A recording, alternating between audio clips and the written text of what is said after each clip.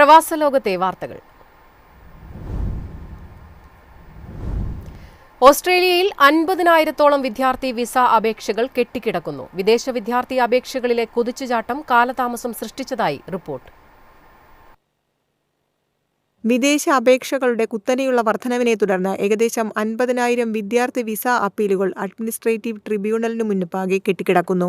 2025 October 31 വരെ tribunal 46,590 വിദ്യാർത്ഥി visa കേസുകൾ അവലോകനം ചെയ്തിരുന്നു. ഇത് മൊത്തം കേസുകളുടെ 38% വരും.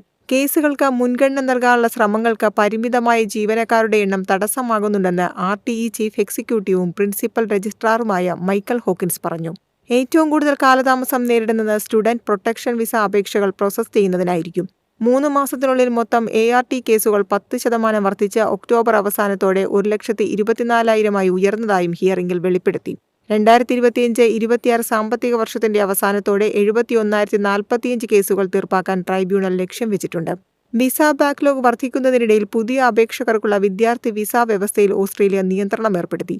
2025 മുതൽ സ്റ്റാൻഡേർഡ് സ്റ്റുഡന്റ് വിസകൾക്കുള്ള അപേക്ഷാ ഫീസ് $1,600 ഓസ്ട്രേലിയൻ ഡോളറിൽ നിന്ന് 2,000 ആയി. ആഗോളതലത്തിൽ ഏറ്റവും ചെലവേറിയ വിദ്യാർത്ഥി വിസകളിലൊന്നായി ഓസ്ട്രേലിയൻ സ്റ്റുഡന്റ് വിസ മാറി. News desk MyFin TV.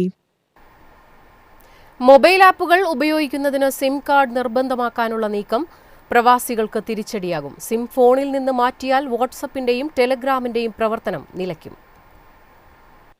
വാട്സാപ്പും ടെലിഗ്രാമും പോലെയുള്ള ആപ്പുകൾ ഉപയോഗിക്കാൻ രജിസ്ട്രേഡ് സിം കാർഡുകൾ ഫോണിലുണ്ടായിരിക്കണമെന്ന വ്യവസ്ഥ നടപ്പാക്കുന്നത് വിദേശയാത്ര ചെയ്യുന്നവർക്ക് തിരിച്ചടിയാകും.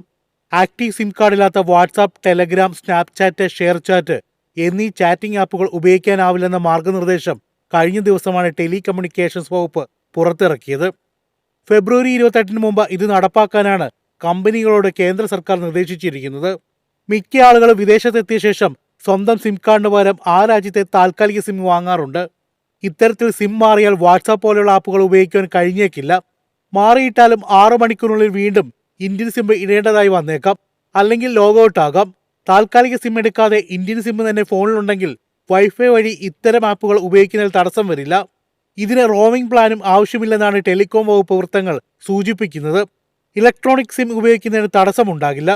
നിലവിൽ വാട്സാപ്പ് പോലുള്ള ആപ്പുകളിൽ രജിസ്റ്റർ ചെയ്യുമ്പോൾ സിം വെരിഫിക്കേഷൻ ആവശ്യമാണെങ്കിലും തുടർന്ന് ഉപയോഗിക്കാൻ അതേ സിം ആവശ്യമില്ല. News desk MyFin TV.